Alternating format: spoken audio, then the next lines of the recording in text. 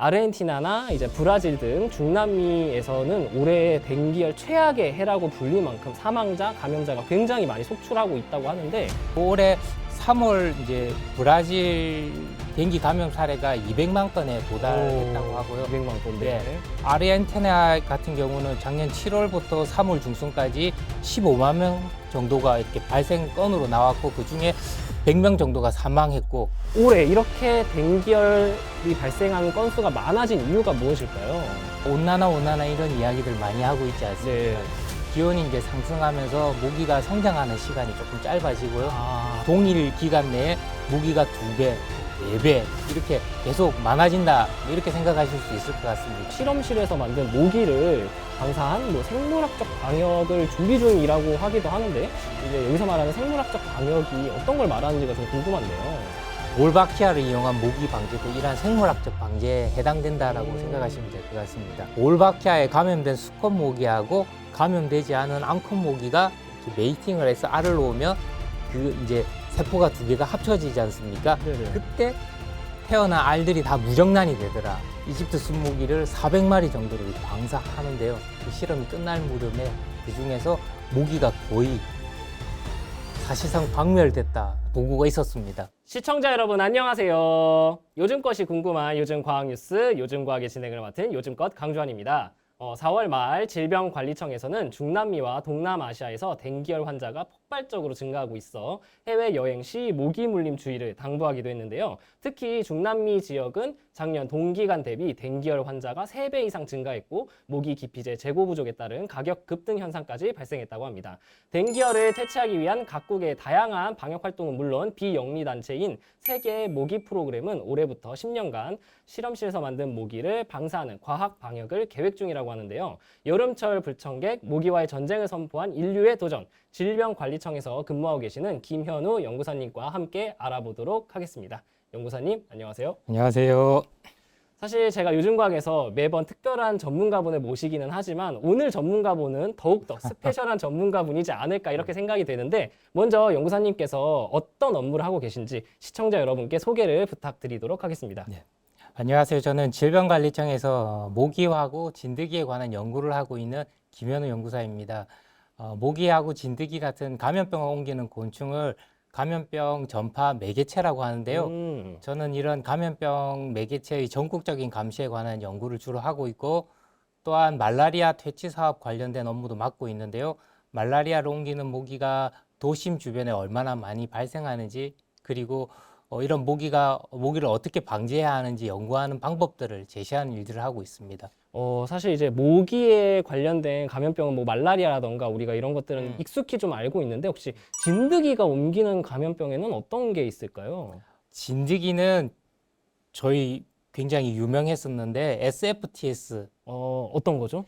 그 살인 진드기라고 예전에 네네. 한참 이렇게 유행했었던 건데 네네. 뭐 혈소판이 감소하면서 고열을 시달리면서 이렇게 사망자가 지금 28% 정도 되는 굉장히 좀 위험한 질병 중에 하나입니다. 참진드기가 매개하는 질병 중에 하나고요. 네네. 또 하나는 가을철에 발열성 환자로서 5천 명 정도 이렇게 환자가 발생하는 쯔쯔가무시라고 있습니다. 이거는 굉장히 많이 네. 뉴스에서 본 것 같아요. 네. 5천 명, 6천 명 정도 발생하니까 꽤 이제 한국의 유명한 질병 중에 하나죠. 이제 모기 같은 경우에는 여름철, 그다음에 쯔쯔가무시 같은 경우에는 가을철에 네. 좀 조심을 많이 해야 될 네. 것 같고요. 연구사님 업무 얘기를 들어보니까 이제 뭐 감염병 매체 감시라던가 네. 아니면은 뭐 이제 모기 방제 연구 같이 우리나라에서도 굉장히 손에 꼽힐 만한 분들이 굉장히 적게 하시는 네, 맞습니다. 특별한 업무를 하시는 분이 아닐까 그렇게 생각이 되고 아르헨티나나 이제 브라질 등 중남미에서는 올해 댕기열 최악의 해라고 불릴 만큼 사망자, 감염자가 굉장히 많이 속출하고 있다고 하는데 댕기열이 어떤 병이고 그 다음에 왜 올해 같은 경우에 더욱더 확산하는지 좀 설명을 부탁드릴게요. 댕기열은 댕기열 바이러스에 감염된 모기한테 물려서 전파되는 질병인데요. 네네. 그 옮기는 대표적인 모기는 이집트 순모기라고 알려져 있습니다. 이집트 순모기요. 네. 이 모기는 국내에 서식하고 있지는 않지만 비슷하게 생긴 잠재적인 모기가 이제 모기라고 흰줄 순모기가 국내에 서식하고 있는 상황입니다. 그래서 이제 그 모기에 의해서 전파될 수 있는 가능성이 약간 있죠. 댕기열은 5일에서 7일간 고열, 두통, 근육통, 발진 등이 이제 증상으로 보이는 치사율은 그렇게 높지 않은 질병입니다. 그런데 이게 증상이 조금 더 심한 출혈열을 동반하는 치사율이 높은 댕기 출혈열과 네. 댕기 쇼크 증후군이 섞여서 이렇게 발생합니다. 음. 그래서 어떤 경우에 이 상황으로 진행되는지 아직 정확하게 밝혀져 있지는 않습니다. 아주 소수의 경우긴 하지만 네, 이제 네. 뭐 심각하게 좀 진행되는 경우가 있는 거군요. 그렇죠. 그 경우에는 이제 사망자가 발생하는 경우고요. 음. 그리고 올해 3월 이제 브라질 댕기 감염 사례가 200만 건에 도달했다고 하고요. 200만 건대. 네. 아르헨티나 같은 경우는 작년 7월부터 3월 중순까지 15만 명 정도가 이렇게 발생 건으로 나왔고 그중에 100명 정도가 사망했고 멕시코에서는 3월까지 4천 명 정도가 확진되었다고 합니다. 이 중에서 중증 사례 아까 말씀드렸던 네네. 중증 사례로 발생한 건이 230건 정도. 그리고 또 아시아권에서는 싱가포르 경우 1분기에 5천 건 이상 댕기 사례가 보고되었다. 이렇게 보고가 있습니다. 올해. 올해가 상당히 많은 네. 건수의 댕기열 감염 사례가 보고가 된 것 같은데 네. 그럼 올해 이렇게 댕기열이 발생한 건수가 많아진 이유가 무엇일까요? 여러 가지가 있겠지만 저는 네네. 한 두 가지로 이렇게 생각해 볼 수 있을 것 같습니다. 음. 먼저는 댐기열을 옮기는 모기가 많아졌기 때문이다. 이렇게 생각할 수 있는 것 같아요. 네. 그래서 저희가 온난화 이런 이야기들 많이 하고 있지 않습니까? 네. 기온이 이제 상승하면서 모기가 성장하는 시간이 조금 짧아지고요. 그러면 어린 이제 모기 유충을 장구벌레라고 부르는데 장구벌레가 성충이 되는 시간이 짧아지니까 짧아지는군요. 네, 짧아지면 뭐 이렇게 하다 보면 동일 기간 내에 모기가 2배, 뭐 4배 이렇게 계속 많아진다. 뭐 이렇게 생각하실 수 있을 것 같습니다. 네네. 그리고 또 하나는 기온 상승뿐만 아니라 도심 지역의 확대라고는 개념을 도입해서 생각해 볼 수 있는데요. 예전에는 사람이 살지 않는 곳을 개간하면서 도심 지역이 확대되면서 그 속에 살고 있던 모기들이 다시 도심에 유입되면서 모기 양이 더 많아지는 거죠. 두 번째 요인은 혈청학적 전환이라는 용어가 좀 어려운 용어인데 네, 좀 어렵네요. 이게 있습니다. 이게 뭐냐면 댕기열을 일으키는 바이러스 타입이 4가지 종류가 있는데 네네. 이 타입이 바뀔 때마다 환자가 급증한다라는 사례가 있습니다. 연구 사례가 있습니다. 이거 싱가포르 팀에서 연구했었던 내용인데요. 댕기 혈청이 1혈청이 유행할 때 환자가 갑자기 600명까지 올랐다가 다시 소강 상태를 보이다가 이게 다시 2007년쯤에 환자가 다시 치솟을 때가 있었는데 이때 조사를 해보니까 혈청학이 2번 타입으로 바뀌어 있더라. 타입이 바뀌었군요. 네, 그러니까 혈청학적 타입이 이렇게 바뀌면서 사람들 면역력 뭐 이런 것들 영향이 있으면서 환자가 치솟더라. 그러다 다시 평년 상태로 유지됐다가 다시 한번 또 2013년에서 14년 사이에 환자가 치솟은 적이 있었는데 이때 다시 조사해 보니까 다시 타입이 1로 바뀌어 있더라. 이런 보고들이 있더라고요. 그래서 올해도 아마 그런 형상이지 않을까라고 저는 생각하고 있습니다. 사실 이제 얼마 전에 있었던 코로나 바이러스 같은 경우에도 이제 변이가 네, 그렇죠. 발생하면서 네. 이제 감염자가 갑자기 막 이제 네. 급격하게 늘어나거나 이런 사례가 있었잖아요. 네. 뭐 원리가 똑같다고 할 수는 없겠지만 이제 좀 유사하게 우리가 네. 좀 생각을 해보면 이해가 빠르지 않을까 네, 네. 그렇게 생각이 됩니다. 이제 앞서서 중남미 국가들에서 굉장히 많은 댕기열 발생 사례가 보고되었다고 얘기를 해주셨는데 우리나라에서도 왜 댕기열이 발생을 하는지 좀 궁금하거든요. 가능성이 조금 희박하지만 네네. 전혀 없다라고 말씀드릴 수는 없습니다. 어, 왜냐하면 국내 앞에서 잠시 말씀드린 바와 같이 국내에 서식하는 모기 중에 흰줄순 모기라고 말씀드리지 않았습니까? 그게 댕기열을 전파할 수 있는 가능성을 가지고 있는 모기입니다. 근데 그런 모기가 국내에 서식하고 또 국내 해외에서 여행객들이 그러니까 댕기열에 감염돼서 국내에 들어오는 외국에서 감염돼서 국내에 유입되는 환자가 1년에 200명에서 300명 정도 환자들이 지속적으로 있습니다. 근데 뭐 우리나라 검역 이 체계가 굉장히 잘 돼 있어서 공항으로 입국하는 사람들 발열 상태를 다 체크해서 네네. 발열 상태나 뭐 이런 것들 해서 문제가 있으면 다 병원 진료를 받게끔 하지만 네네. 그중에 무증상 환자라든지 아니면 그쵸. 조금 늦게 증상이 발현되는 사람이 이렇게 들어왔다가 몸이 좀 이상하거나 열이 난다 이래서 좀 시원하게 하기 위해서 야외 공원이나 이런 데 가서 이렇게 좀 쉰다라고 생각하면 거기에 흰줄순 모기가 존재하니까 아, 물면은 이제 사이클이 돌아가는 거죠. 아, 도심에서 모기를 조사해 보니까 한 4%에서 6% 정도가 흰줄순 모기로 이렇게 다행히 조사가 뭐 되더라고요. 엄청 많지는 않네요. 그래도 그 정도 100마리 중에 6, 7마리면 꽤 된다라고 생각됩니다. 아, 네, 네네네. 저는 그렇게 생각되는데요. 네. 그 정도 수준이고 그렇게 되면 사이클이 돌 수 있다. 이런 사례가 가상의 시나리오 같지만 일본에서 비슷한 사례가 한번 있었던 적이 있습니다. 아, 있었군요. 네, 2014년도 같은데요. 도쿄 요요기 공원에서 아, 댕결 환자가 160명 정도가 이렇게 발생한 적이 있었습니다. 아, 그 조사를 했었을 때 거기도 우리나라와 마찬가지로 이집트 순모기는 없지만 흰줄 네. 순모기가 서식하고 있었고요. 그리고 아마 외국에서 들어왔던 환자라든지 뭐 이런 사람들을 통해서 내부적으로 이렇게 사이클이 돌았다.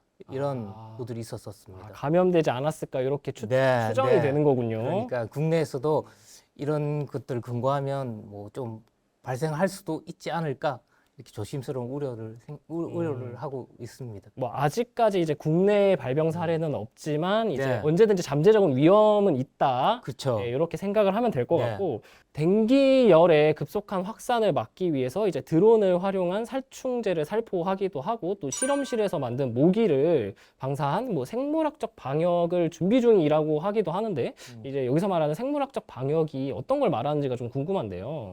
방역은 병원군과 질병 등 이렇게 좀 더 넓은 의미에서 사용하는 용어입니다. 그래서 네네. 저는 모기 방제, 아, 네, 방제라는 용어로 이제 설명드리겠습니다. 네네. 모기 방제법에는 여러 가지가 있습니다. 네. 이제 가장 대표적으로는 우리가 잘 아는 살충제를 뿌리는 화학적 방제법. 네네. 네, 그리고 가로등 밑에 불빛으로 유인해서 전기 스파크를 탁 일으켜서 죽이는 아, 뭐 이제 뭐 냄새로도 유인하고. 네네네. 네네. 그게 이제 물리적 방제입니다. 음. 또 하나는 미꾸라지나 잠자리 유충 등을 이용해서 모기 유충을 잡아먹게 해서 모기를 방지하는 생물학적 방제. 이제 잠자리 같은 경우에는 이제 뭐 모기의 유충인 뭐 장구벌레나 이제 모기를 잡아먹는다고 알려져가지고 네, 맞습니다. 이충이다. 뭐 이렇게 네. 흔히들 알고도 계신데, 네. 그게 생물학적 방제. 네. 네. 그리고 말씀하셨던 볼바키아를 이용한 모기 방제도 이러한 생물학적 방제에 해당된다라고 생각하시면 될 것 같습니다. 네네. 볼바키아를 살펴보기 전에 생물학적 방제에 대해서 조금 더 이제 살펴볼 필요가 있는데요. 곤충 불임술이라는 방제법이 있습니다. 네네. 이 방법은 방사능에 노출시킨 모기, 수컷 모기를 이제 대량으로 이렇게 방사함으로써 특정 지역에 그러니까 불임 모기이기 때문에 암컷과 메이팅했을 때 알을 놓으면 알이 다 무정란으로 이렇게 나옵니다. 아, 혹시 방사능을 쪼여가지고 이제 네. 생식 능력을 네, 없애는. 맞습니다. 그래서 불임 모기를 만들고 그거를 대량으로 이렇게 뿌리는 거죠. 아이고, 저런. 네. 그러면 이제 조금 더 살펴보면 그럼 도대체 볼바키아는 무엇인가? 네네. 이렇게 살펴보면 볼바키아는 곤충 세포 속에 살고 있는 공생 미생물입니다.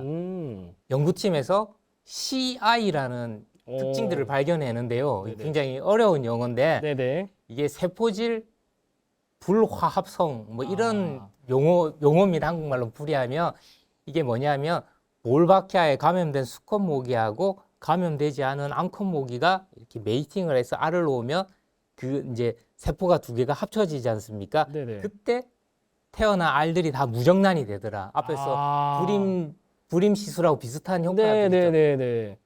그게 보고되면서 이제 관심을 방제에 이용해야 되겠다는 관심이 이렇게 막 집중이 됐는데 네네. 그 뒤로도 특별하게 이렇게 야외에서 실험할 수 있는 조건들이 맞춰지지 않아 가지고 네네. 뭐 지지부진하고 있었습니다. 네네. 그러다가 2011년도 이때 이제 닥터 오닐이라는 오. 네, 박사님이 멜팝이라는 볼바키아의 특별한 스트레인을 하나 발견해서 논문에 실어냈는데요. 이것은 네네. 초파리에서 분리해낸 볼바키아인데 이것을 모기 세포에다가 어느 정도 키우다가 네. 그것을 어느 정도 잘 자라는 것들을 뽑아내서 이집트 순모기 알에다가 이렇게 주사해서 그 깨어난 모기에서 그 CI 값을 본 거죠. 그랬더니 앞에서 살펴봤던 그 CI 값이 굉장히 강력하게 나타나더라. 아, 그러니까 대부분의 수정란이 부활을 하지 못하더라. 네네네. 그 효과가 굉장히 컸고 또 하나 부수적으로 이거는 더 어쩌면 더 효과적이라고 할 수 있는데 네네. 볼바키아에 감염된 모기에서 댕기 바이러스의 증식을 억제하더라라는 효과까지 밝혀낸 아, 거였습니다. 수정란도 부화를 못 시키는데 모기 내에서 바이러스도 증식을 못하다. 네, 네. 굉장히 획기적이네요. 네, 그러니까 이제 그때부터는 이 팀이 이게 굉장히 강력하고 뭐 생물학적 방제에 굉장히 유용할 수 있겠다 해서 앞에 말씀드린 불인 곤충처럼 야외에서 방사해서 모기를 줄이겠다라는 연구를 시작하는 거죠. 이집트 순모기를 400마리 정도를 방사하는데요. 그 실험이 끝날 무렵에 그 중에서 모기가 거의 사실상 박멸됐다라는 수준까지 이렇게 보고가 나왔다. 뭐 이렇게